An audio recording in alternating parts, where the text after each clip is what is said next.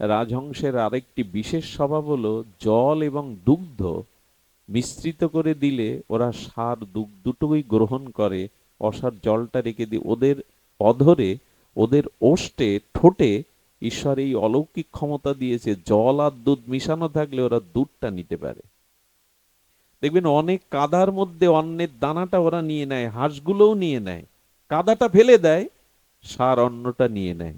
তেমন দুধ এবং জল মিশ্রিত করে দিলে সার দুগ্ধটাই ওরা গ্রহণ করে, অসৎ জলটা রেখে দেয়। মা সরস্বতী বলতে চাইছেন জগতে দুটোই আছে, সার এবং অসৎ, সৎ এবং অসৎ, মঙ্গল এবং অমঙ্গল, পাপ এবং পুণ্য দুটোই আছে। রাজহংসের মতো বিবেকের দ্বারা তুমি সারকে গ্রহণ করো, অবিদ্যাকে ছেড়ে দিয়ে বিদ্যাকে গ্রহণ করো, অমঙ্গলকে ত্যাগ করে তুমি মঙ্গল গ্রাহী হও। রাজহংসই সেই বিদ্যা আমাদের শেখাচ্ছে। হাঁস পুজো যদি করি কেন, অন্য ধর্মের মানুষ জিজ্ঞাসা করে, উত্তর কি দেব আমরা? বিদ্যার অধিষ্ঠাত্রী সম্পর্কে আমাদের কিঞ্চিত আজ আলোচনা বা আলোকপাত বা সাক্ষাৎকারের আমাদের বিশেষ জ্ঞাত হওয়া একান্ত প্রয়োজন। কে এই দেবী সরস্বতী? বাগদেবী কে? এবং তিনি বিদ্যার অধিষ্ঠাত্রী। এই বিদ্যা বা কোন বিদ্যা? আমাদের প্রত্যেক সনাতনীর এই জিজ্ঞাসা আসা উচিত।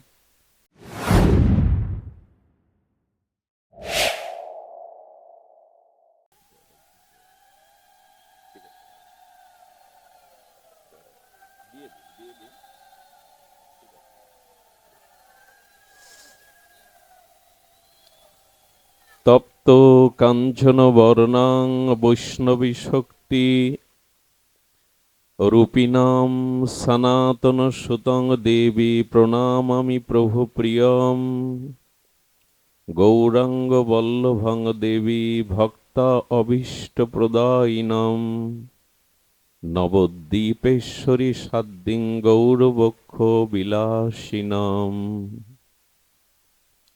কলিপাবন অবতার, পরম প্রেমময়, প্রেম পরতত্ত্ব সীমা, রাসবিলাসীর চরম পরিণতি, প্রেম বিবর্ত বিলাস শ্রীমূর্তি, পরম করুণা বরুণালয় শ্রী শ্রী শচীনন্দন নদিয়া বিহারী গৌরহরি, পরম পাবন পতিত উদ্ধারণ পতিত তারণ, দাতা শিরোমণি দয়াল নিতাই চাঁদের মহা অনুকম্পায় শ্রী শ্রী রাধা মাধবের অহেতুকী করুণায় আজ বঙ্গবসুন্ধরার গাজনা মধুখালী ফরিদপুরস্থিত শ্রী শ্রী রাধা মদন গোপাল শ্রীমন্দির জিউ অঙ্গনে পারলৌকিক আত্মকল্যাণার্থে এই সুমঙ্গল মাঙ্গলিক যে ভাগবতীয় ভক্তি যজ্ঞের, সুধাকথা যজ্ঞের যে পরম আয়োজন, এই আয়োজনে আজ এই মহামহেন্দ্রক্ষণে শ্রীমন্দির অঙ্গনে আজ যে তিথি, এটি বড় স্মরণীয়, স্মরণীয়, বন্দনীয়, পূজনীয় তিথি। আজ শ্রী পঞ্চমী শুধু নয়, আজ বসন্ত পঞ্চমীও। বৃন্দাবন আনন্দ ঘন শ্রীধাম বৃন্দাবনে আজ বসন্ত পঞ্চমীর মহোৎসবের সূচনা। সারা পৃথিবীর মধ্যে আমাদের এই বঙ্গভূমি ধন্য এই জন্য যে ষড়ঋতুর বৈচিত্র্য বিচিত্রতা কেবল আমরাই উপলব্ধি করতে পারি। বসন্ত মানেই বসুন্ধরা শৃঙ্গার করেন, নবপল্লবে ফুলে ফলে মধুগন্ধে আমোদিত বসুন্ধরা যেন নিজেকে শৃঙ্গার করেন। তো আজ বসন্ত পঞ্চমী, তৎসহ শ্রী পঞ্চমী। আজ বাগদেবী হংসসনা শ্রী শ্রী সরস্বতী দেবীর আবির্ভাব জয়ন্তী মহাতিথি। এবং আজ যে তিথি গৌড়ীয় বৈষ্ণবের কাছে বড় বন্দনীয় তিথি, আমাদের অনেকেরই অজানা। আজ গৌরবক্ষ বিলাসিনী বৈষ্ণব জননী, ত্যাগ বৈরাগ্যের যিনি মহাযোগিনী, শ্রী শ্রী বিষ্ণুপ্রিয়ার আবির্ভাব তিথি। তো সব মিলিয়ে আজকের এই বন্দনীয়, স্মরণীয়, পূজনীয় তিথিতে শ্রীমন্দির শ্রী অঙ্গনে হরিকথার শুভারম্ভে প্রারম্ভে জীবন ধন জীবন সর্বস্ব অস্মদীয় সদ্গুরু শ্রী ভগবান প্রাতঃস্মরণীয় পরম বন্দনীয় শ্রী শ্রীল গুরু মহারাজের রাতুল আতুল পাবন পদার বিন্দে পরার্ধ কোটি দণ্ডবৎ প্রণতি। তৎসহ সমাগত গৌর অনুরাগী ভক্তগণ, মহাত্মাগণ, সন্তজন, সাধুজন, জ্ঞানীজন, মান্যজন, শ্রদ্ধাশীলা ধর্মশীলা দেবীমূর্তি কল্যাণিয়া মাতৃগণ, শ্রী পঞ্চমীর বসন্ত পঞ্চমীর এই অমৃতক্ষণে, মাহেন্দ্রক্ষণে, মধুক্ষণে আপনাদের সকল ভক্ত চরণে সশ্রদ্ধ দণ্ডবৎ প্রণতি। আজ যেহেতু শ্রী পঞ্চমী, বাণী অর্চনা, হংসবাহিনী জগত ব্যাপিনী বাণী মায়ের যে অর্চনা, তো আমাদের বিদ্যা দেবী হংসাসনা এবং বিদ্যার অধিষ্ঠাত্রী সম্পর্কে আমাদের কিঞ্চিত আজ আলোচনা বা আলোকপাত বা সাক্ষাৎকারের আমাদের বিশেষ জ্ঞাত হওয়া একান্ত প্রয়োজন। কে এই দেবী সরস্বতী? বাগদেবী কে? এবং তিনি বিদ্যার অধিষ্ঠাত্রী। এই বিদ্যা বা কোন বিদ্যা? আমাদের প্রত্যেক সনাতনীর এই জিজ্ঞাসা আসা উচিত এবং তার সদুত্তর ঋষিরা যেভাবে দিয়েছেন, শাস্ত্রকাররা যেভাবে দিয়েছেন, জ্ঞাত হওয়া একান্ত প্রয়োজন। ভদ্রকল্লৈ নম নমঃ সরস্বত্যং নম নিত্যং বেদ বেদান্ত বেদান্ত বিদ্যা স্থানেব্য এব চ। এটি যদি তার প্রণাম মন্ত্র হয়, প্রথমে বলেছেন ভদ্রকল্লৈ। দেবী সরস্বতী, ভদ্র মানে কল্যাণ, কল্যাণের অধিষ্ঠাত্রী। ভদ্রকল্লৈ মানে যিনি জীবের ঐকান্তিক কল্যাণের অধিষ্ঠাত্রী।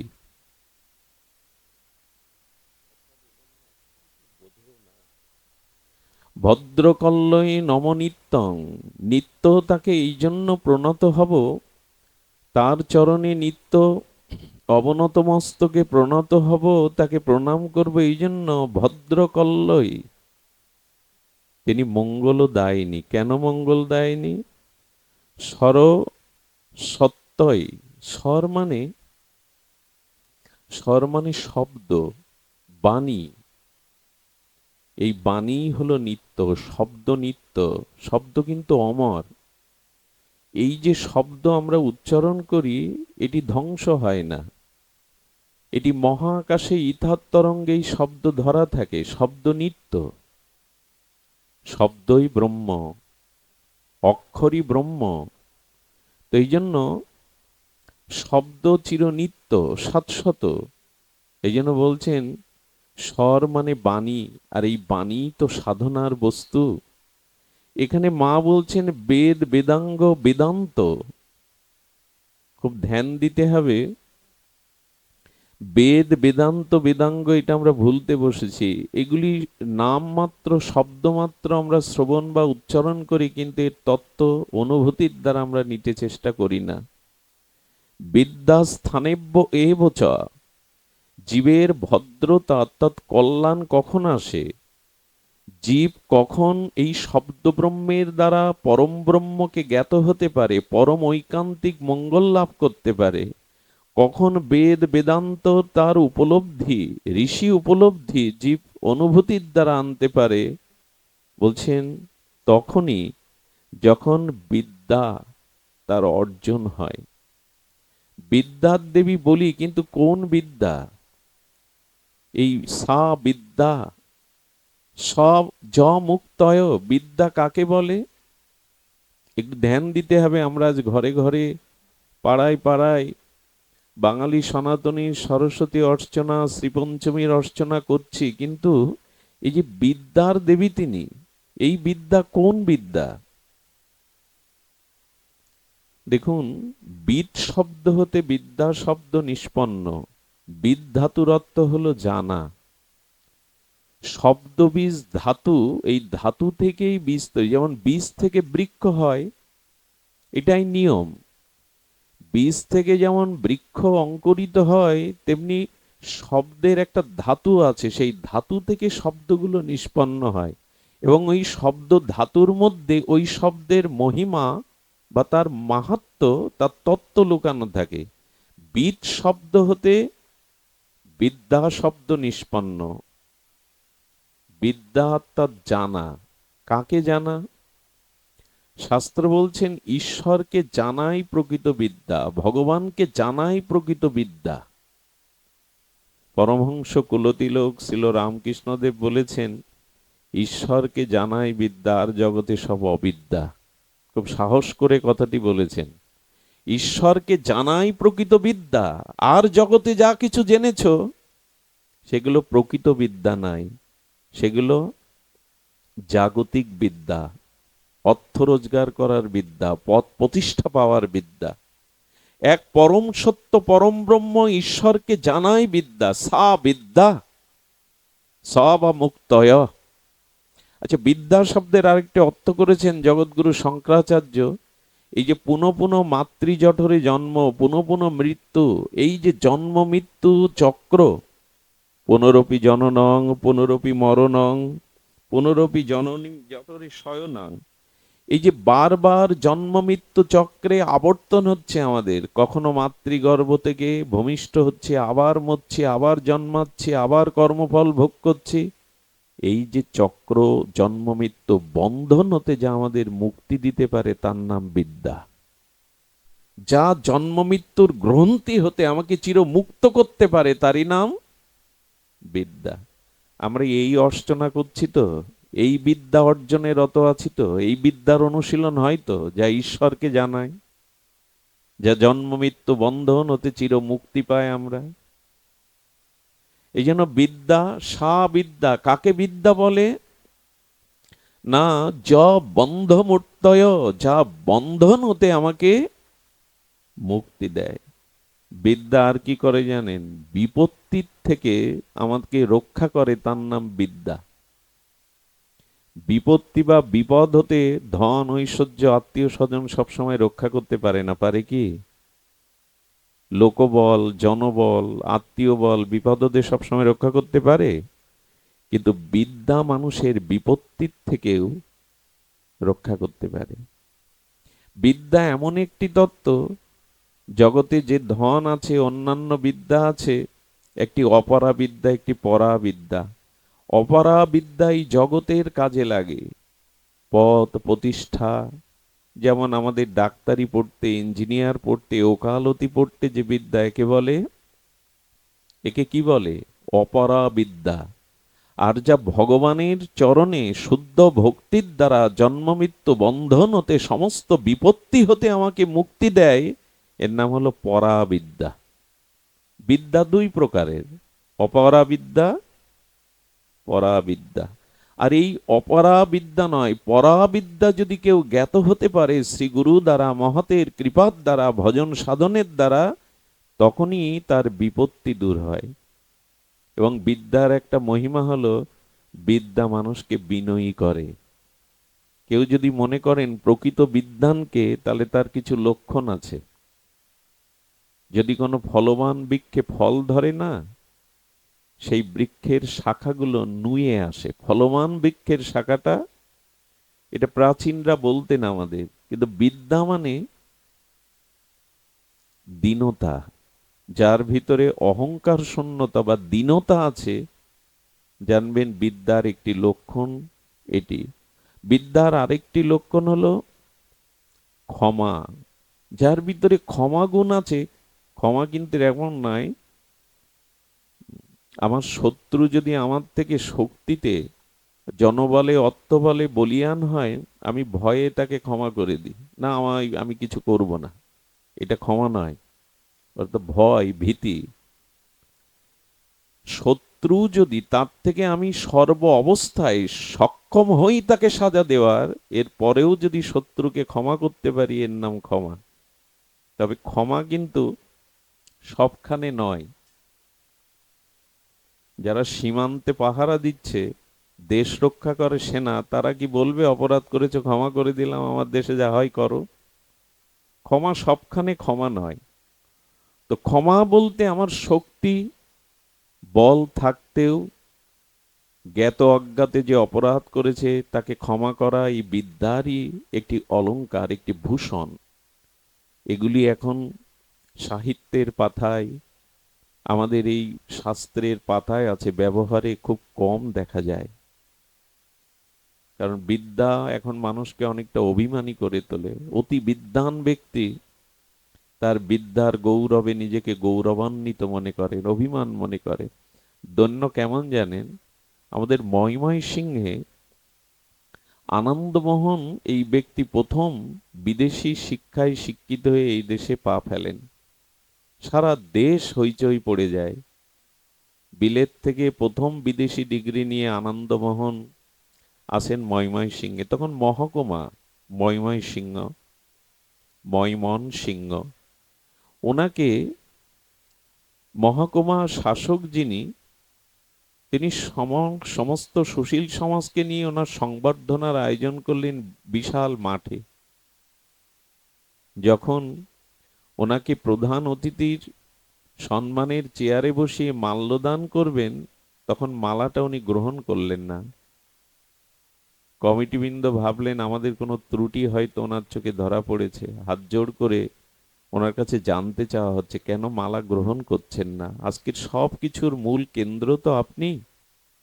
বলেন এক কাজ করুন, এই সবার পেছনে দেখুন একজন অতি বৃদ্ধ ছাতা মাথায় দিয়ে দাঁড়িয়ে আছেন, জামাটা ছেঁড়া, ওনাকে এখানে নিয়ে আসুন।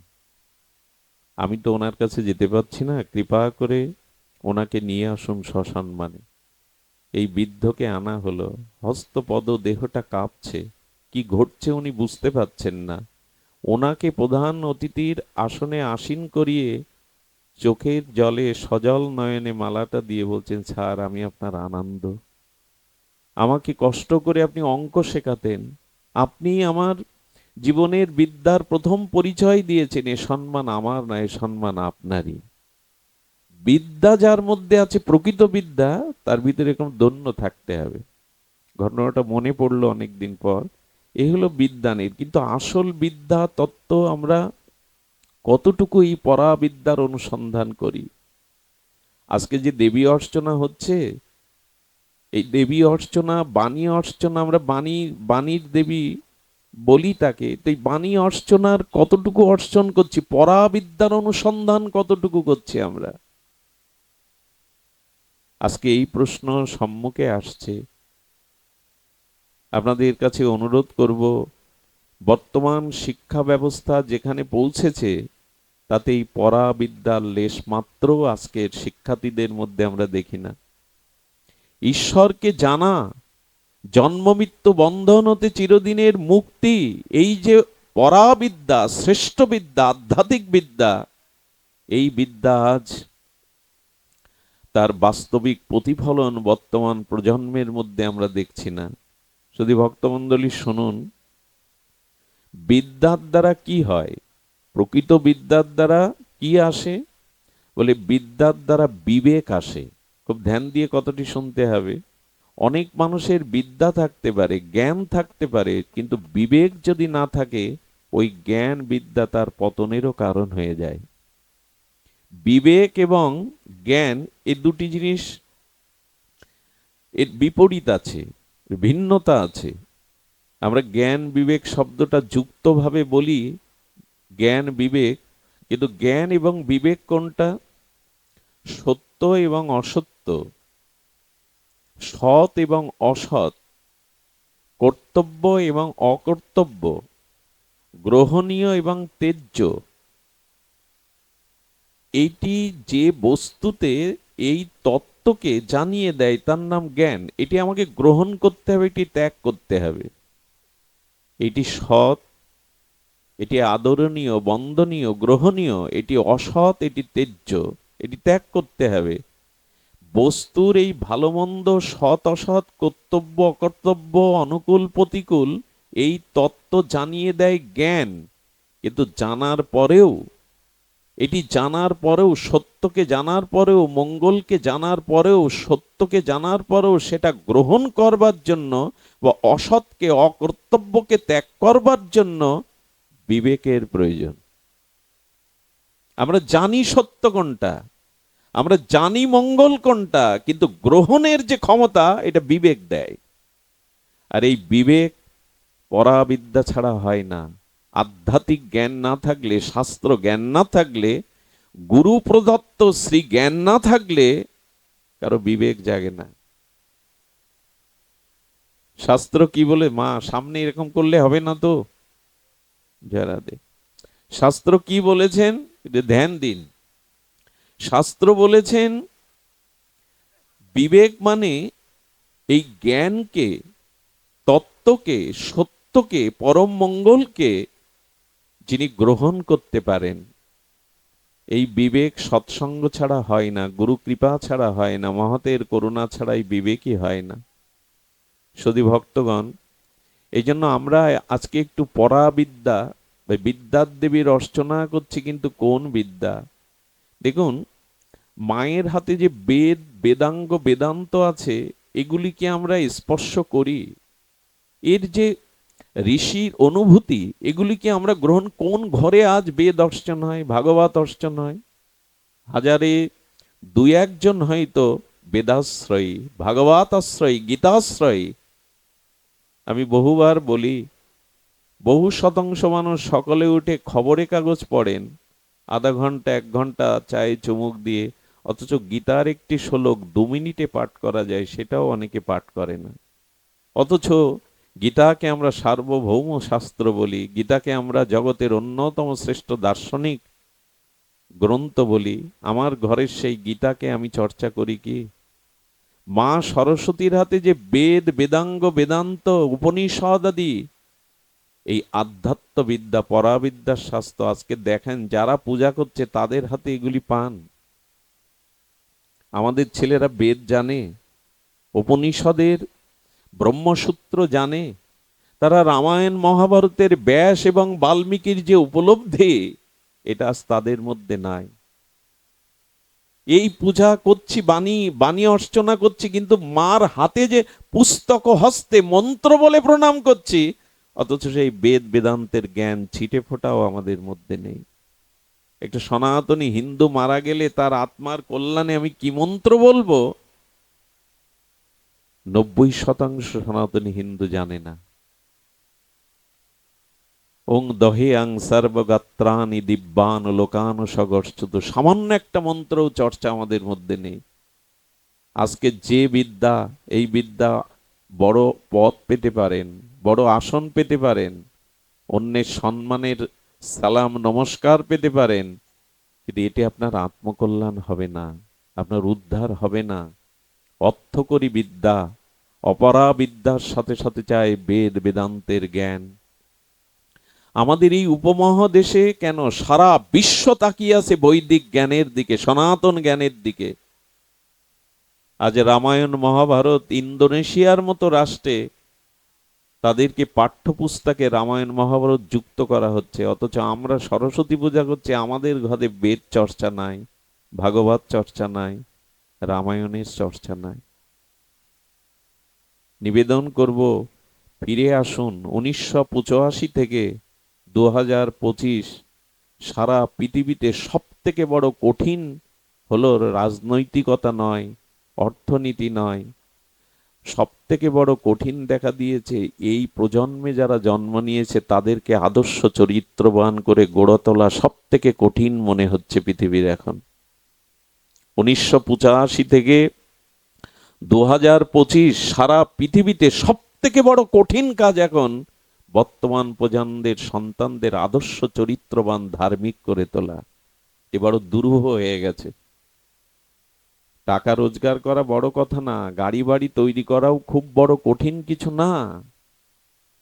সন্তানকে উপযুক্ত চরিত্রবান, আদর্শবান, উত্তর পুরুষ কল্যাণময় করে তোলা এখন সব থেকে বড় কঠিন, সব থেকে বড় কঠোর হয়ে গেছে। এর একটাই কারণ, প্রকৃত বিদ্যা হতে আমরা অনেক দূরে সরে গেছি।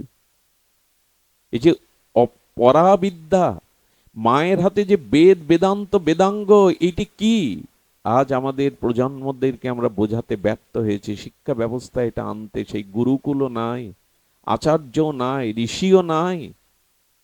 এই বিদ্যা অর্জনের জন্য ভগবান শ্রীকৃষ্ণ দাদা বলদেবকে নিয়ে তিনি অবন্তীনগরে সন্দীপনীর আশ্রমে মাথা মুন্ডন করে নগ্ন পায়ে এই বিদ্যাই শিখেছিলেন। রঘুপতি রাঘবেন্দ্র রামচন্দ্র ভগবান তিনি বশিষ্ঠের কাছে এই অপরা বিদ্যাই শিখেছিলেন। মহাপ্রভুর টোল বিদ্যার কথা আপনাদের জানা আছে, নবদ্বীপে শ্রেষ্ঠ টোলে পড়াশোনা করেছেন নিমাই পণ্ডিত। কই আমাদের ছেলেদের আমরা ধর্মীয় শিক্ষা, আধ্যাত্মিক শিক্ষা, পরাবিদ্যা শিক্ষার চেষ্টা পিতামাতাও করে না। 100টা পিতামাতাকে দাঁড় করিয়ে তাদের সাক্ষাৎকার নিন, কি দেখতে চান ভবিষ্যতে আপনার সন্তানকে? একই কথায় আসবে, ডাক্তার, মাস্টার, ইঞ্জিনিয়ার, উকিল। আমার আপত্তি নেই তাতে, কিন্তু মানুষ করুন। এক মহাপুরুষের কাছে গেছেন এক দর্শনার্থী, করজোরে পেছনে দাঁড়িয়েছেন, সামনে যাচ্ছেন না, শ্রদ্ধালু। তো মহাপুরুষ পেছনে তাকিয়ে বলছেন, কিছু বলবে? বলে, হ্যাঁ ঠাকুর বলবো, আমার একমাত্র পুত্র। এই তো খুবই আনন্দের কথা, আর কি বলবে? বলে, ছেলেকে ডাক্তার তৈরি করেছি। বলে, তোমার আনন্দের তো সীমা নেই, এক পুত্র তাও ডাক্তার তৈরি করেছো, আরো কি বলবে বলো? বলো, বিবাহ দিয়েছি। বলে, তোমার আনন্দে তো আমার নাচতে ইচ্ছা করছে, আর কি বলবে? বলে, ছেলে ভাত দেয় না, গলা ধাক্কা দিয়ে বের করে দিয়েছে। উনি হেসে উঠে বললেন, ছেলেকে ডাক্তার করতে চেয়েছিলে, মানুষ করতে চাওনি। যদি মানুষ করতেই চাইতে, মনুষ্যত্ব অর্জন যাতে হয়, বেদ বেদান্তের পরাবিদ্যা শিক্ষা দিতে। আজ নূতন করে ভাবুন, আপনার আমার ঘরের ছেলেদের গতি প্রকৃতি কোন দিকে? টাকা হলেই, বড় ক্ষমতা পেলেই, বড় আসন পেলেই, ডাক্তার মাস্টার এলে উচ্চ ক্ষমতা, সম্মান, অর্থ পাওয়া যায়। মানুষ হতে গেলে, মনুষ্যত্ব অর্জন করতে গেলে, পরম জীবনের কল্যাণ করতে গেলে পরাবিদ্যাকে ধরিয়ে দিতে হবে। চেষ্টা আজ আমাদের নাই। এটা বলে কি হবে? পাহাড়ে ঢেলা ছুড়লে ঢেলাটাই ভেঙে গুঁড়ো গুঁড়ো হয়ে যাবে। এ কথাগুলো বলা মানে তাই আজ সমাজে শুনতে ভালো লাগে, মাথা নাড়িয়ে সম্মতিও দেই, কিন্তু বাস্তবের প্রতিফলন, চর্চা, চর্যা, ক্রিয়া আমাদের মধ্যে নাই। শুধু ভক্তগণ, নিবেদন করব, এই বেদ বেদান্ত বেদাঙ্গ সারা পৃথিবীকে আলো দেখিয়েছে। এক স্বামী বিবেকানন্দ প্রাচীন ঋষি সমাজের পক্ষ থেকে পুরো পাশ্চাত্যকে কাঁপিয়ে দিয়েছিল এই বৈদিক জ্ঞানে। 7,000 গণ্যমান্য আর বিশ্বের বরেণ্য ব্যক্তিদের সামনে গৌরীধারী আর্য ভারতের সভ্যতা বৈদিক জ্ঞানে পৃথিবীতে পতাকা তুলে দিয়েছিল স্বামী বিবেকানন্দ। 70 বছর বয়সে এসি ভক্তি বেদান্ত প্রভুপাদ আমেরিকার ভোগবাদদের পাশ্চাত্য দেশে গিয়ে ভগবানের নাম প্রচার করে বিশ্বকে কাঁপিয়ে দিলেন, আনন্দের নূতন বার্তা পৌঁছে দিলেন ওদের কাছে। কারা পারে এগুলি? পারে আমাদের আধ্যাত্মবিদ্যা, ভারতীয় সংস্কৃতি, বৈদিক সংস্কৃতি সাধারণ নয়। তাই মায়ের হাতে শুধু বই দিয়েছেন, কিন্তু আজ আমাদের সন্তানদের হাতে বই নাই, মোবাইল আছে। আমাকে একজন বলছে, বাবা এই যে একাদশী ব্রত বা আমাদের দ্বাদশী ব্রত বা অমুক অমুক ব্রত, আচ্ছা এই ব্রতের সাথে সাথে নূতন কিছু ব্রত যুক্ত করতে হবে। তো তার কথাটা আমার নূতন লাগলো। বললেন, কি ব্রত? বললেন, সপ্তাহে একদিন আমি মোবাইল স্পর্শ করব না, এই ব্রত চালু করে দিন আপনারা। আপনি না খেয়ে থাকতে চাইবেন, কিন্তু একদিন মোবাইল ছাড়া কত কোন অবস্থায় পৌঁছে গেছে আমাদের বর্তমান প্রজন্ম। আমরা ওদের বলুন একদিন 24 ঘন্টা মোবাইল বাদে চলো, ওদের খেতে দেবেন না, ওদের অন্ন দিবেন না, ওর উপবাস থাকবে, একাদশী করতে রাজি, কিন্তু মোবাইল ছাড়তে রাজি না। কোথায় পৌঁছে গেছে বর্তমান অবস্থা? ওটা না হলে খুঁজে বেড়ায়, একটু হাতে পকেটে রেখেছে, খুঁজে বেড়ায় কোথায় রাখলাম। শুধু ভক্তগণ, একথা বলবার অভিপ্রায় হলো এই, ওরা পুস্তক হস্তে বলে আজকে আমরা প্রণাম করছি দেবীর। এই মোটরসাইকেলটা বন্ধ করতে বলুন না। পুস্তক হস্তে বলে প্রণাম করছি, অথচ আমাদের ঘরে কিছু কিছু মানুষ আছে গ্রন্থ প্রেমিক, তারা আলমারি ভর্তি গ্রন্থ সাজিয়ে রাখে, কিন্তু ওর তত্ত্বগুলো রসগুলো তেলাপোকার ইঁদুরে খায় জীবনে, নিজে কখনো ওগুলো অধ্যয়ন, লোককে দেখায় আমি গ্রন্থ প্রেমিক, আমি সাহিত্য ভালোবাসি, এগুলো আলমারিতেই থাকে। ও তত্ত্ব রসগুলো আমাদের যেমন ঘরে সবার গীতা আছে দেখবে লাল কাপড়ে মোড়ানো, তুলসী পাতা রাখতে রাখতে পৃষ্ঠাটাও নষ্ট করে ফেলেছে, কিন্তু তার অধ্যয়ন করে না। এবং এই জাতির দুর্ভাগ্য হলো মরার পরে বুকের উপরে গীতা দেবে, বেঁচে থাকতে গীতার বাণী নেবে না। মাঝে মাঝে মনে হয় কি মরার ধর্ম হয়ে গেল। এই 700 সুন্দর বিশ্বজনীন সমস্ত ধর্মের জননী স্বরূপা সনাতন ধর্মের মানুষ সব মরার পরে করে। বলে ভাগবত পাঠ দিচ্ছ কেন? পিতামাতা মারা গেছে তাদের উদ্দেশ্যে, বেঁচে থাকতে শুনিয়েছো? আরে বেঁচে থাকতে তাদের 7 দিন ধরে ভাগবত শোনাও, তারা যাতে উদ্ধার হতে পারে। বলহরি কখন বলে? মরার পরে। কিন্তু ও আর ওই দিন বলতে পারে না। ওই দিন তিলক দিয়ে দেয়, ওই দিন নাকে মুখে তুলসী দিয়ে দেয়, অথচ আপনি সনাতনী হিন্দু একটা তুলসীর মালা এখন বলতে আপনি নাক সিটকান, অথচ মৃত্যুর পরে তুলসী দরকার। আমার মনে হয় সব মরার পরে। গীতা বুকে দেবে মরার পরে, শ্মশানে হরিনামও মরার পরে, ভাগবত অনুষ্ঠানও মৃত্যুর পরে, তুলসী তিলক হরে কৃষ্ণ লিখে দেবে তাও মরার পরে। আছেটা কি বাকি? জীবদ্দশায় কি করলাম? এজন্য আমাদের বিদ্যা আজ প্রয়োজন, জাগতিক বিদ্যার সাথে সাথে আধ্যাত্ম বিদ্যা, বৈদিক জ্ঞান একান্ত প্রয়োজন। শুধু ভক্তগান ঋষি অরবিন্দ, গৌতম বুদ্ধ, বঙ্কিমচন্দ্র এই জ্ঞান নিয়ে আলোকিত করেছেন শুধু ভারতকে নয় সারা বিশ্বকে। আমি নিবেদন করব সন্তানদের এবং নিজেদের জীবনে এই বৈদিক চর্চা, একটা করে গীতার শ্লোক, একটি করে রামায়ণের, যদি তুলসীদাস গোস্বামীর একটা পয়ারও আপনি পড়েন, তার দ্বারা আপনার জীবন বদলে যেতে পারে, বিনয় আসতে পারে, বন্ধন মুক্তি আসতে পারে। ঠাকুরের সেই সহজ সরল উক্তি, ঈশ্বরকে জানাই বিদ্যা আর সব অবিদ্যা। খুব বড় বেশি জাগতিক বিদ্যা শিখলেন, তাতে যদি আধ্যাত্মিক বিদ্যা যুক্ত নয়, যে দশা হয়, একটি উদাহরণ হয়তো দৃষ্টান্ত হয়তো আপনাদের প্রত্যেকের জানা, তবু পুনঃ স্মরণ করছি, তাতে আপনাদের শ্রুতি বিপত্তি ঘটবে না। একজন উকিল, একজন ডাক্তার এবং ইঞ্জিনিয়ার একটা গ্রামে কোনো গবেষণার জন্য, বা তারা নিমন্ত্রণ পেয়েছে কোনো একটা বিশেষ সভা গ্রামে হচ্ছে, যেতে গিয়ে মূর্খ মাঝির নৌকায় উঠে নদী পার হচ্ছেন। এখন 3 জন শিক্ষিত ব্যক্তি আকাট অক্ষর জ্ঞানহীন মূর্খ মাঝিকে জিজ্ঞাসা করছে, লেখাপড়া জানো? বলে, জীবনে স্কুলে যায়নি, এপার ওপার করেই সংসার চালায়। উকিল বলছে, জানো মার্ডার করলে কোন ধারায় কেস হয়? বলে, কেন লজ্জা দিচ্ছেন? মূর্খ মানুষ এটা জানে। বললো, তোমার তো চারা নাই বৃথা। ইঞ্জিনিয়ার বলছে, 10 ফুট বাই 10 ফুট ঘর করতে কতটা ইট লাগে হিসাব কি কখনো করেছো? বলে, আবার লজ্জা দিচ্ছেন। মূর্খের কাছে এসব জিজ্ঞাসা করতে হয়? বলে, তোমার জীবন আটা নাই বৃথা। এই বলতে বলতে বারানা বৃথা যখন করেছে, তখন নৌকাটা ঘূর্ণাবর্ত ঝড়ের কবলে পড়ে গেছে, জল উঠতে শুরু করেছে। তখনই মাঝে একটা প্রশ্ন করেছিল এই 3 জনকে, আপনারা সাঁতার জানেন তো? বলেন, শহরে বাস করি, সাঁতার জানার অভ্যাস কৌশল তো জানা নেই। বলে, তাহলে আপনাদের 16 আনায় ব্যর্থ, ডুবে মরবেন এখন। আমি কিছু না জানলেও, বারানা ব্যর্থ হলেও, সাঁতার কেটে ওপারে ওঠার বিদ্যাটা আমার জানা আছে, কিন্তু আপনারা ডুবে মরবেন। ভগবানকে না জানলে, বৈদিক জ্ঞান আধ্যাত্মিক জ্ঞান ভজন সাধন না থাকলে এই ভবরূপ মৃত্যু সংসার পার হওয়া খুব সহজ না। এখানে পার হওয়া যাবে না। আচ্ছা, মার ভদ্রকল্লয় নম নম সরস্বত্যং, এই যে স্বর, এই যে বাণী, এই মহাবাণী, চিরন্তন বাণী, ঋষি অনুভববেদ্য বাণী, এগুলি আমাদের দরকার। আমরা দ্বিতীয় যাই, মায়ের হাতে বীণা আছে কেন? যে তার হাতে বীণা আছে কেন?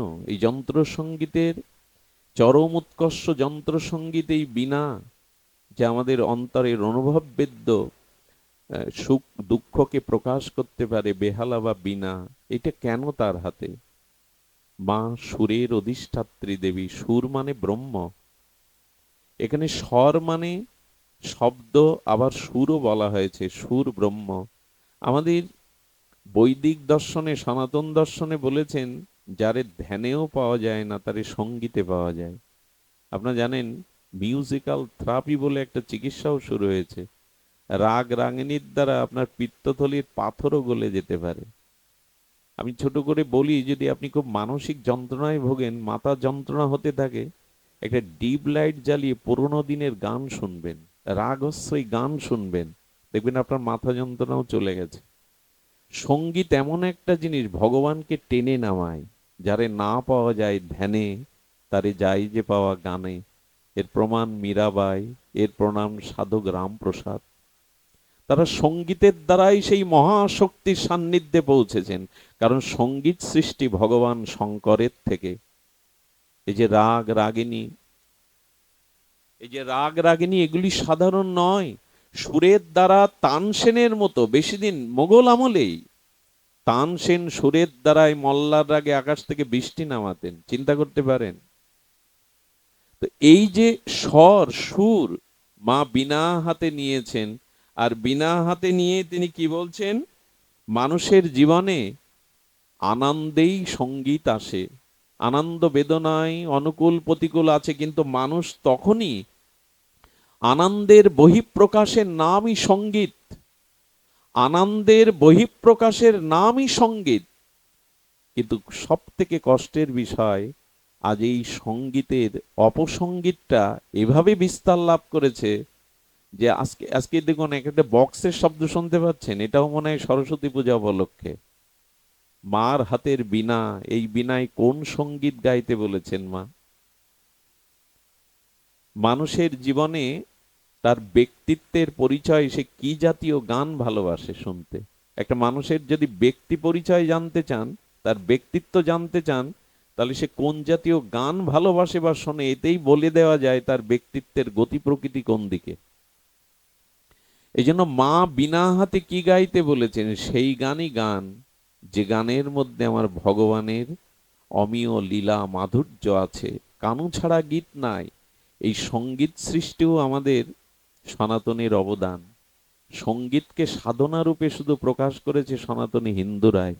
পৃথিবীর আর কোনো ধর্মমতে সঙ্গীত উপাসনার বিষয়বস্তু নয়, যদিও সঙ্গীত কাজে লাগায় সবাই, কিন্তু সঙ্গীত আমাদের উপাসনার অন্যতম একটি ধারা। গিরিধারী লালকে সঙ্গীতের দ্বারাই মীরা ভগবানকে আত্মসাৎ করে নিয়েছিলেন। এই সঙ্গীত এখন, আজ সরস্বতী পূজা, চারিদিকে কি গান বাজছে এটা ভাবতে গেলেও লজ্জায় মাথা নত হয়। এই অপসংস্কৃতির দ্বারা সমাজ কোথায় যেতে চাইছে, আমরাও সেটা। আজকে দুর্গা পূজায় যে গানগুলো বাজে, পূজা প্যান্ডেলে যে সঙ্গীতগুলো বাজানো হয়, এগুলোই দেখবেন এই কমিটির মানুষরাই সমর্থন করে যাচ্ছে, এগুলোই তারা বাজিয়ে যাচ্ছে। একদিন কালী পূজা, সেখানে 3 দিন গানের কনসার্ট, 2 দিন যাত্রা। মা এগুলি ভালোবাসে? মার হাতে যে বীণা, সেই বীণা ভগবত সংকীর্তনের বীণা। ভগবানের মহাপ্রভু তো সংকীর্তন ধর্ম দিয়েই কলির জীবকে উদ্ধার করলেন। হরিনাম সুরসঙ্গীতের দ্বারা মহাপ্রভু বিশ্বকে জাগালেন। আমার ঘরের নিমাই আজকে পাশ্চাত্যবাসীকে, আজকে জার্মানির রাজপথে জর্জ হ্যারিসনের মতো পপ তারকাও খালি পায়ে সংকীর্তন করে খোলবাজি। আজ বিদেশি মায়েদের দেখুন, তারা মদের বোতল ছেড়ে, নাইট ক্লাব ছেড়ে, তারা তিলক মালা চন্দনে চর্চিত হয়ে রাজপথে সংকীর্তন করছেন খোল করতালে। সেখানে আমাদের হাত তুলতে লজ্জা হয়। এখানে হরিবোল দিতে অনেকের কার্পণ্য হয়, দিতে বলছি না আমি, কিন্তু কেউ দিলে তাদের হাত তুলতেও কার্পণ্য বোধ হয়। আজকের বর্তমান প্রজন্মের ছেলেদের সামনে গানের কনসার্ট আনুস, তারা নাচবে, ব্যান্ড সঙ্গীত বলুন, অন্য সঙ্গীত বলুন, কিন্তু মহাপ্রভু তো হরিনামে বিশ্বকে নাচিয়েন। কই, তারা তো এই হরিনামে নাচে না। তাদেরকে আমরা এখানে তুলতে পারিনি, এই সংকীর্তন আনন্দ রসে আনতে পারিনি। 16 প্রহর, 56 প্রহর, 72 প্রহর সেই একই তো হরিনাম হচ্ছে। কেউ গিয়ে বলে এক গান এক সুর ভালো লাগছে না, বলে কেউ? ভগবানের নাম, ভগবানের আরাধনা, এই সঙ্গীত, সেটাই মা সরস্বতী নিতে বলেছিলেন। এখন কিছু মনে করবেন না, মা সরস্বতী বিদ্যা এবং বুদ্ধি দেয়, কিন্তু এই বিদ্যা বুদ্ধি যারা সৎ উপয়োগ না করে, সৎ কাজে প্রযুক্ত না করে, মা সরস্বতী তাদের আবার ধ্বংসও করে। ভালো করে শুনুন, বিদ্যা এবং বুদ্ধি যদি সৎ উপযোগ না করেন, তাতে আপনার পতন নেমে আসবে। এর দৃষ্টান্তও আছে। দেবতারা পাঠিয়েছিলেন সরস্বতীকে রামকে বনবাসে পাঠাতে হবে, নাহলে রাবণ বধ। তা রামকে কে বনবাসে পাঠাবে? সরস্বতী বললেন বিদ্যা এবং বুদ্ধিকে বিকৃত করতে হবে কারো মধ্যে, তাহলেই রাম বনবাসে যাবে। দেখলেন কইকেই রামকে এত ভালোবাসে, ওখানে সরস্বতী বিদ্যা বুদ্ধি বিকৃত করতে পারবে না, মন্থরাকে বেছে নিয়েছিলেন। যদি বিদ্যার বুদ্ধি সৎ উপয়োগ না করেন, হ্যাঁ, নিজের কল্যাণে কাজে না লাগান, তবে এই বিদ্যা এবং বুদ্ধি আপনার ধ্বংসের কারণ হয়ে যাবে। হচ্ছেও তাই। এত বুদ্ধি, এত চালাকি দিয়ে কোনো মহৎ কাজ হয় না। এই জন্য জ্ঞান যেটি মা সরস্বতীর বাণী অর্চনের বিদ্যার মধ্যে পেয়েছে, এটি সৎ কাজে লাগান। জ্ঞান এবং বুদ্ধি যদি অসৎ উপয়োগ হয়, আপনার ধ্বংস অনিবার্য। রাবণ এত বড় তপস্বী, তার ধ্বংস এলো কেন জানেন? শিব যার গুরুদেব, যিনি কয়েক কল্প তপস্যা করেছেন, এত বড় বেদজ্ঞ ঋষির বংশধর, পুলস্ত ঋষির বংশধর, কিন্তু তার বিদ্যার বুদ্ধি বিকৃত হয়ে গেল। রামকেই তিনি মানলেন না, সীতাকেই হরণ করে বসলেন। রাবণ কম বড় বিদ্বান? ওরকম বেদজ্ঞ তপস্বী পৃথিবীতেই নাই। ভালো করে ধ্যান দিবেন, বিদ্যা এবং বুদ্ধি যদি সৎ উপয়োগ না করেন, ওটাই আপনার পতনের কারণ হয়ে যাবে। এই জন্য সুর বা সঙ্গীত ভগবানের উদ্দেশ্যেই নিবেদন করুন, ভগবানের উদ্দেশ্যেই নিবেদন করুন। আমাদের সুরদাস, এরা বিখ্যাত হয়ে আছে জগতে। সুরদাস বিখ্যাত হয়ে আছে, আমাদের স্বামী হরিদাস বিখ্যাত হয়ে আছে। এরা কারা? এরা সুরের দ্বারায় রাধা মাধবের উপাসনা করেছেন। মহাপ্রভু নিতাই চাঁদ গৌর পরিকরগণ এই হরিনাম সংকীর্তনের সুরে বিশ্বকে আজও জাগাচ্ছেন, জাগিয়েছেন তিনি। জগায় মাধাইকে হরিনামে কল্যাণ করেছেন। সেই সুর সঙ্গীত এখন আছে। দেবালয়ে পূজা পার্বণে যেসব অশ্লীল গান বাজে, এটা সংস্কৃতি হতে পারে? এটা একটা জাতির পরিচয় হতে পারে? সেগুলোই এখন চলছে। যেখানে মায়েরা বোনেরা পূজার থালা নিয়ে মন্দিরে আছে, সেখানে যে জাতীয় অশ্লীল গান বাজনা হয়, এগুলো আমাদের বৈদিক ধারা নয়। মা বিনা হাতে জানিয়েছেন, ঈশ্বর উপাসনার সুরসঙ্গীতে জীবনকে মঙ্গলময়, আনন্দময়, ছন্দময় করতে পারে, তার গুণগান গাও। যদি গাইতেই হয়, তার মহিমা গুণকীর্তন করো। আমি কত গান গাই, তোমার মহিমা গাই না। কবির আক্ষেপ হলো, আমি কত গান গাই, তোমার মহিমা গাইনি। নিজের পরিচয়, নিজের অহমিকা, সারা জীবন বিষয় আশায়ের গান গেয়ে গেলাম, স্ত্রী পুত্রের প্রশংসার গান গেয়ে গেলাম, আত্মীয় কুটুম্বের গান গেয়ে গেলাম, কিন্তু তার গান গাওয়া হলো না। মা সরস্বতী বিনা হাতে বলছেন, যদি ঈশ্বরের সংকীর্তন ও গুণকীর্তন করতে পারো, এটাই প্রতি পদে পদে আনন্দের অম্বুদি সমুদ্র। আপনি দেখুন, এখানে শুধু কথা হচ্ছে, কেউ নাচছে না, বাঁশি বাজছে না, বেহালা বাজছে না, অঙ্গভঙ্গিমা করছে না, শুধু শুষ্ক দুটো মুখের কথা। এখন আমাদের মস্তিষ্কে মনে যে শান্তি বিরাজ করছে, এটা অন্যখানে পাবেন না। ভগবানের কথা, ভগবানের গুণগান জীবের হৃদয়কে নির্মল করে, পরম শান্তির আবহাওয়া তৈরি করে। যে ভূমিতে ঈশ্বরের গুণকীর্তন হয়, সেই মাটি আবহাওয়া পর্যন্ত দিব্য হয়ে ওঠে, চিন্ময় হয়ে ওঠে। কোথায় সেই সঙ্গীত? আজ দিকে দিকে পূজা প্যান্ডেলে কি জাতীয় অপসংস্কৃতি চলছে, অথচ আমরা বাণী অর্চনা করছি, শ্রী পঞ্চমীর পূজা করছি। এতে কি মা কষ্ট পায় না? এটি কি অপরাধ হয় না? কাকে বোঝাবেন, কাদের বোঝাবেন এগুলি? ভাগবত আজ একান্ত প্রয়োজন। ভাগবত আলোচনা সাধারণ কোনো অনুষ্ঠান, যাগযজ্ঞ, পূজা পার্বণ, পুণ্যকর্ম নয়। ভাগবতে যতদিন রুচি না হবে ততদিন আমাদের এই প্রকৃত পরাবিদ্যা আসবে না, আমাদের মোহ নাশ হবে না, অবিদ্যার নাশ হবে না। তাই মা বলছেন বিনার তারে তার মহিমা গুণকীর্তন করো। গীতার ধ্রুব সঙ্গীত কি জানেন? তস্মাৎ সর্বেষু কালেষু মামনুস্মর, সর্বদা আমাকে স্মরণ করো। বিনা বেজে উঠলে যেমন পরিবেশের মূর্ছনার তরঙ্গে রাগ আলাপে ভেসে যায়, ঈশ্বরের গুণ কীর্তন করে দেখুন হৃদয়ে শান্তি পাবেন, পরা শান্তি পাবেন, হৃদয় শীতল হবে। মহাপ্রভু এই জন্য বলেছেন যে চিত্তরূপ দর্পণে জন্ম জন্মান্তরের যে অবিদ্যা, অস্মিতা, কামনা, বাসনা, ভোগ আছে, এটা মুছে দেবে সংকীর্তনে, হরিনাম ও সংকীর্তনে। শ্রেষ্ঠ সঙ্গীতই হলো ঈশ্বরের গুণমহিমা সংকীর্তন। ঈশ্বর কার গলায় কত কণ্ঠে সুর আছে দেখে না, কার হৃদয়ে তাকে ডাকবার মতো ভাব আছে কিনা এটাই তিনি দেখেন। তাই কণ্ঠ সঙ্গীত সুন্দর না হলেও গাইবেন। ঠাকুরের সামনে হাততালি দিয়ে রামকৃষ্ণদেব বলতেন, সকাল সন্ধ্যা তোমরা তো গৃহী, রোগ শোক জ্বালা যন্ত্রণায় ব্যস্ত, তোমরা হাতে তালি দিয়ে তুলসী তলে, ঠাকুর মন্দিরে হাতে তালি দিয়ে হরি নাম করো। বলি ঠাকুর তাতে কি হবে? বলে গাছের তলে যদি হাততালি দিয়ে শব্দ করা যায় তো গাছের পাখিগুলো উড়ে যায়, তেমনি যদি সকাল সন্ধ্যা হরি নাম করো, তোমার দেহে যত জন্ম জন্মান্তরের পাপ পাখিগুলো আছে ওরাও উড়ে যাবে, তোমার দেহ পবিত্র হবে, চিত্ত নির্মল হবে। হাতে তালি দিয়ে হরি নাম করো, সেই নাম আজ আমরা বঞ্চিত। এই জন্য মা বলছেন আহ, তার হাতে বীণা দিয়ে জেনেছে। রাজহংস কেন মায়ের বেদিতে? রাজহংস কেন? এগুলি কি আমরা জানতে চেষ্টা করি? শুধু মূর্তি তৈরি করলাম, পূজা করলাম, একটা দিন পার করলাম, এগুলি রাজহংস।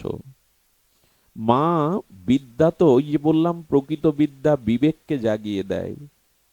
আর এই বিবেক আধ্যাত্ম বিদ্যা ছাড়া, সাধন বিদ্যা ছাড়া, পরাবিদ্যা ছাড়া আসে না। রাজহংসের স্বভাব আপনারা জানেন, জলেই বাস করে, কিন্তু দেখবেন জল গায়ে মাখে না, ঝাড়া দিয়েই ফেলে দেয়। সূর্যের দিকে তাকায়, ওদের একটা স্বভাব আছে, দেখবেন তীরে উঠবে, সূর্যের দিকে তাকিয়ে পেখমটা ঝাড়া দিয়ে জলগুলো ফেলে দেবে। রাজহংসের আরেকটি বিশেষ স্বভাব হলো জল এবং দুগ্ধ মিশ্রিত করে দিলে ওরা সার দুটোই গ্রহণ করে। অসার জলটা রেখে দিয়ে ওদের অধরে, ওদের ওষ্ঠে, ঠোঁটে ঈশ্বর এই অলৌকিক ক্ষমতা দিয়েছে, জল আর দুধ মিশানো থাকলে ওরা দুধটা নিতে পারে। দেখবেন অনেক কাদার মধ্যে অন্নের দানাটা ওরা নিয়ে নেয়, হাঁসগুলোও নিয়ে নেয়, কাদাটা ফেলে দেয়, সার অন্নটা নিয়ে নেয়। তেমন দুধ এবং জল মিশ্রিত করে দিলে সার দুগ্ধটাই ওরা গ্রহণ করে, অসৎ জলটা রেখে দেয়। মা সরস্বতী বলতে চাইছেন জগতের দুটোই আছে, সার এবং অসৎ, সৎ এবং অসৎ, মঙ্গল এবং অমঙ্গল, পাপ এবং পুণ্য দুটোই আছে। রাজহংসের মতো বিবেকের দ্বারা তুমি সারকে গ্রহণ করো, অবিদ্যাকে ছেড়ে দিয়ে বিদ্যাকে গ্রহণ করো, অমঙ্গলকে ত্যাগ করে তুমি মঙ্গল গ্রাহী হও। রাজহংসই সেই বিদ্যা আমাদের শেখাচ্ছে। হাঁস পুজো যদি করি কেন, অন্য ধর্মের মানুষ জিজ্ঞাসা করে, উত্তর কি দেব আমরা? আর উত্তর যদিও মুখস্থ করা উত্তর দিলাম, জীবনে সেটা প্রতিপালন করি কি? মার চরণে প্রণাম করে যে আজ আশীর্বাদ চাইছি, বিদ্যাং দেহি দেবী নমস্তে, তো কোন বিদ্যা দেবে মা? এই বিদ্যাই। মা বিবেক দাও, হ্যাঁ, বিবেক দাও যাতে সৎ হতে পারি, আলোর পথে আসতে পারি, অন্ধকার থেকে, মৃত্যু থেকে অমৃতের পথে আসতে পারি। এই জন্য রাজহংস দিয়ে মা বোঝাচ্ছেন, সার গ্রহণ করো, অসারটা ছেড়ে দাও। অসারের মধ্যে শান্তি নাই, ভোগের মধ্যে কখনো শান্তি নাই। আর মায়ের সমস্ত অঙ্গ দেখবেন শুভ্র বসনা, হংস বাহিনী, জগত ব্যাপিনী বাণী মা উপাধি দেওয়া হয়েছে মায়ের। আর তিনি শুভ্র বসনা। মায়ের অঙ্গে, সরস্বতীর অঙ্গে কি রং ব্যবহার করা হয়? সবই প্রায় শ্বেত শুভ্র। এই শুভ্রতা হলো সাত্ত্বিক গুণের বিকাশ বা প্রকাশ। আমাদের তো তমগুণ আছে, রজগুণ আছে, তোমার হৃদয়টা সাত্ত্বিক গুণে ভরে উঠুক। এই বিদ্যা যদি অর্জন করতে পারি, তবে ভদ্র কল্লয় নম নমঃ, আমরা ভদ্র হতে পারবো, মঙ্গলের অধিকারী হতে পারবো। সরসত্যং নম নমঃ, তখন আমাদের বাণী পবিত্র হবে। একটি বাণী মানুষকে জাগিয়ে দিতে পারে, আত্মকল্যাণের আহ্বান জানিয়ে দিতে পারে। শুধু ভক্তমণ্ডলী, ওম শব্দ উচ্চারণ যেমন ব্রহ্মবাচক প্রণব, হরে কৃষ্ণ মন্ত্রও যেমন অক্ষর, কিন্তু এগুলো সাধারণ অক্ষর নয়। এগুলি উচ্চারণের দ্বারা দিব্য জ্ঞানের স্ফূর্তি হয়, ভগবত অনুগ্রহ কৃপা লাভ করা যায়।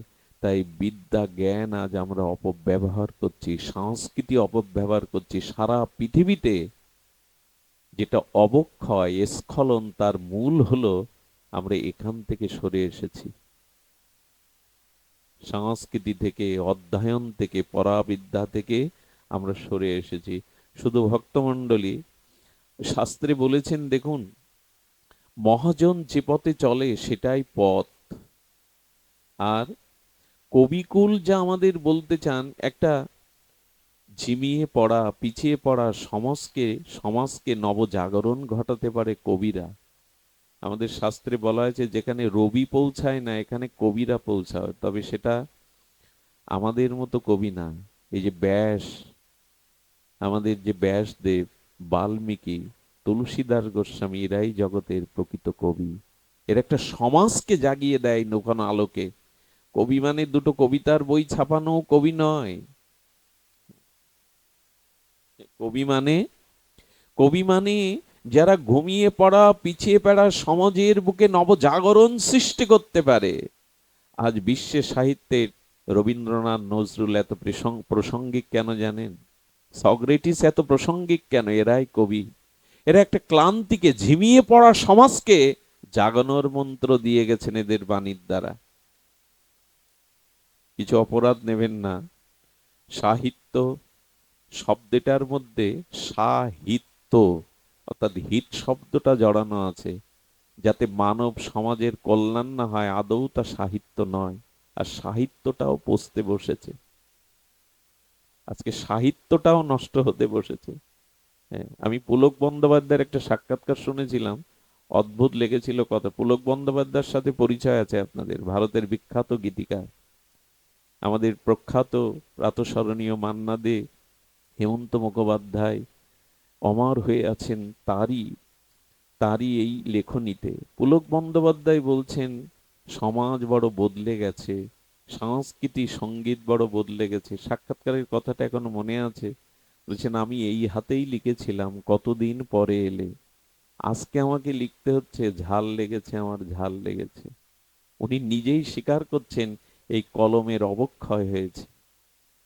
আর পুলক বন্দ্যোপাধ্যায় সারা জীবন গান লিখলেন, ভারতীয় সঙ্গীতকে বড় উচ্চতায় নিয়ে গেলেন। এতগুলো শিল্পীর আত্মপরিচয়ের পেছনে তার তার তার সৃষ্টি অমর। কিন্তু মানুষটা মরলেন কি করে জানেন?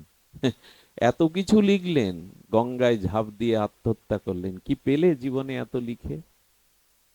মানুষকে যে জাগালে, প্রখ্যাত হলে, নিজের জীবনের আত্মকল্যাণ করতে পারলেন না, গঙ্গায় ঝাঁপ দিয়ে মরলেন। হবে না। শাস্ত্রে বলছেন, আমাদের বাংলাদেশের অন্যতম একজন শ্রেষ্ঠ সাহিত্যিক জীবনের শেষে এসে একটা ভুল সিদ্ধান্ত নিয়ে বসলেন। কন্যার সম মেয়েকে বিবাহ করলেন। অস্বস্তিতে তার শেষ জীবনের দিনগুলো কেটেছে। সাহিত্য তাকেই বলে, কবি তাকেই বলে, যাতে পিছিয়ে পড়া সমাজ, ঝিমিয়ে পড়া মানুষকে পুনঃজাগরণ ঘটায়। আর সেই সাহিত্য রচনা করে গেছেন আমাদের ঋষিরা, বাল্মীকি, ব্যাস। আমরা তাদের গ্রন্থ পড়ি না। আজকে টলস্টয়, প্লেটো যে দার্শনিক বাণীগুলো দিয়েছেন, এ সব ঋষির বাণী। তারা নূতন করে শব্দগুলো আমাদের সামনে, নো দাই সেলফ কার বাণী, আত্মানাং বিধি, এটা বেদেরই বাণী। হাজার বছর, সহস্র বছর পরে এরা ওই বাণী লিখে দার্শনিক হয়েছে। আজ রামায়ণ খুলে দেখুন, জীবন বাঁচতে শেখায় রামায়ণ, মরতে শেখায় ভাগবত, আর কর্তব্য কর্ম করতে শেখায় গীতা। সেগুলি চর্চা নাই আমাদের। কত বলা যায় বলুন তো? আজকে 40টা বছর ধরে, সেই 9 বছর থেকেই গলা ফাটিয়ে যাচ্ছি, পথে প্রান্তরে আনাচে কানাচে, জাগেনি। জাগেনি একটাই কারণ, আজ আমাদের গ্রহণ ক্ষমতা কমে গেছে। আমাদের এই মা সরস্বতী, তিনি শুভ্র বসনা মানে সাত্ত্বিক গুণটা আজ কমে গেছে। লাল চশমা চোখে দিয়ে যা দেখবেন তা তো লালই দেখা যাবে। সাত্ত্বিক গুণাবলী না থাকলে শাস্ত্রে, সাধুতে, মহতের বাণীতে শ্রদ্ধা আসে না। যার ভিতরে সাত্ত্বিক গুণ নাই, যার ভিতরে নিষ্কপটতা নাই, সরলতা নাই, শ্রদ্ধা নাই, সে কখনো সাধু বাণী, মহতের বাণী, শাস্ত্রবাণী ওই এক পাশে ফেলে রেখে দাও, ওইগুলো এক পাশে এখন রেখে দাও। এটাই তো নিবেদন করব। মা বলতে চেয়েছেন এই বিদ্যার অপপ্রয়োগ করো না। আর যেখানে রবি পৌঁছাতে পারে না সেখানে কবি পৌঁছাতে পারে, যেখানে কবি পৌঁছাতে পারে না সেখানে অনুভবী পৌঁছাতে পারে। এই অনুভবী ছিলেন দেবর্ষি নারদ। এই অনুভবী কারা? কাক ভূষণ্ডী। এরা মহা অনুভবী। এই জন্য যার চিত্তে ভাগবত অনুভূতি আছে আপনি তার সঙ্গ করুন, তার কাছে যান, তার মুখে ভাগবত শুনুন, জীবনের পরম মঙ্গল আসবে। আজ বাণী অর্চনার এইটুকু পুষ্পাঞ্জলি।